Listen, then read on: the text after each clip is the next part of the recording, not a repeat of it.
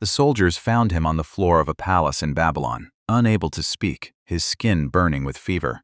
His body so weakened that when they carried him beside a temple of Serapis so the god might advise them, he could no longer even ask the question himself. 12 days earlier, he had been the most feared man alive, a king who had conquered from Greece to India before his 30th birthday, who had never once lost a battle in over a decade of relentless campaigning. Now his generals stood over him, desperate for an heir, an order, anything at all that might hold his empire together for even one more day.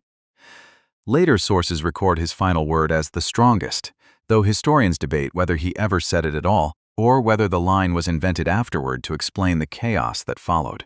He was only 32 years old. Within a decade, the empire he built with a sword would be torn apart by the very men who loved him most. We grow up believing history's greatest warriors died because someone stronger finally appeared on the field, a better swordsman, a luckier arrow, a superior army. Look closer, and a very different picture emerges. Not death in the blaze of glorious battle, as the myths insist, but fevers, infections, courtrooms, the quiet, undramatic ways that even the most feared bodies in history ultimately failed. And Alexander is only the beginning of that pattern. His body had already survived wounds that should have killed a lesser man. An arrow through the chest near the lung, a shattered leg, repeated blows to the skull that blurred his vision for weeks. For centuries, the assumed killer was poison. Jealous generals, a betrayed wife, a conspiracy worthy of his conquests. It's a satisfying story. It's also almost certainly wrong. The recorded symptoms: 11 days of escalating fever, abdominal pain, a body showing no visible signs of decomposition for 6 days after apparent death, point instead toward typhoid, likely contracted from contaminated water. One modern theory suggests something stranger, that his paralysis was actually Guillain-Barré syndrome, a rare autoimmune reaction that can leave a person fully conscious, fully paralyzed, breathing so faintly no ancient physician could detect a pulse. If that theory holds, Alexander's may not have simply died in that palace.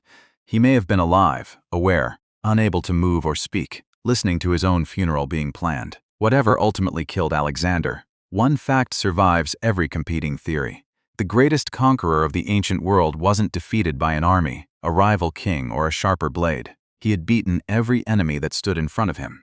He simply never saw the one that finally didn't, and he was far less of an exception than legend suggests. Take Joan of Arc, a peasant girl from a small French village, convinced a nation's exhausted army that she carried divine instruction, who led French forces to victory after victory before she had even turned 18. She wasn't killed on a battlefield. She was captured, handed over to political enemies, tried by a court with an obvious motive to silence her, and burned at the stake in Rouen in 1431. She too was only 19 years old. 25 years later, a posthumous retrial, ordered by the very king she had crowned, declared the original trial corrupt from the start and overturned it entirely. Her death wasn't a wound earned in combat. It was a courtroom, a fire, and men who feared what she represented far more than they ever feared her blade. So if Joan wasn't killed by battle, and Alexander wasn't either, was anyone? Was the image we carry of the warrior's death, sword in hand, enemy before him, ever really the norm at all? Surprisingly few, it turns out, which is exactly why Leonidas matters so much to this story. At Thermopylae, he really did die fighting, covering the retreat of his allies against overwhelming Persian numbers, and the Greek historian Herodotus recorded the battle in detail within living memory of the event. Leonidas is remembered precisely because his ending was so unusual among warriors of his stature. Thermopylae didn't become legendary simply because it happened. It became legendary because almost no other famous warrior in recorded history got an ending quite like it. Consider Khalid ibn al-Walid, the 7th century Arab general remembered in tradition as never having lost a single battle he commanded, a record almost without parallel in military history, spanning decades of campaigns across 3 continents. He didn't fall in combat either. He died quietly in bed, of illness, reportedly grieving that he had outlasted so many battlefields only to end this way, lamenting that he was dying not on the back of a horse. A commander who survived every battlefield life could throw at him, undone anyway by the one opponent he could never outmaneuver. So why does infection keep winning where entire armies couldn't? Imagine surviving a spear through the arm, only to spend the following week watching the skin around the wound darken, swell, and rot, while the camp physician could do little more than pack it with wine or honey and simply hope. There was no understanding of bacteria, no concept of sterilization, no way to know that the real danger had only just begun the moment the blade was pulled free. In some ancient campaigns, disease killed more soldiers than the enemy ever did. For much of pre-modern history, disease and infected wounds claimed more soldiers than combat itself. The blade that struck first wasn't always the one that ultimately killed.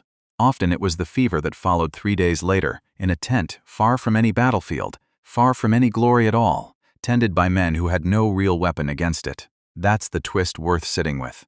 We assume history's warriors were defeated by their enemies. More often, they were defeated by an opponent no strategist could ever outfight, no army could ever surround. Bacteria, invisible, patient, utterly indifferent to reputation or title. So why does the myth persist, generation after generation? Partly because ancient historians shaped these stories for audiences who needed heroes, not case studies in sepsis. Plutarch was writing moral biography, not clinical history. Alexander's life needed to mean something larger, and a death by quiet fever fit that purpose far less neatly than legend demanded. Partly because we still do exactly the same thing today, instinctively editing the deaths of people we admire into shapes that rhyme with the lives they lived, smoothing away the ordinary and undignified in favor of the heroic. Alexander crossed continents no one thought could be crossed. Joan changed the fate of kingdoms before she had even turned 20. Khalid survived battle after battle without ever losing a single one. Leonidas, the one true exception, earned his ending precisely by refusing to retreat when retreat would have been forgiven. None of them, in the end, could outrun the same fragile body every human being inherits, the same immune system, the same vulnerable blood, the same limits written into flesh long before any of them picked up a weapon. Far more often than legend suggests, history's greatest warriors weren't defeated by a better general, a sharper sword, or a larger army. They were defeated by the one thing none of them could ever outfight, outmarch, or outmaneuver. Perhaps that's the strangest victory hidden inside all of history. Not that death always wins in the end, but that it never once cared who wore the crown, how many battles they had won, or how many nations had learned to fear their name.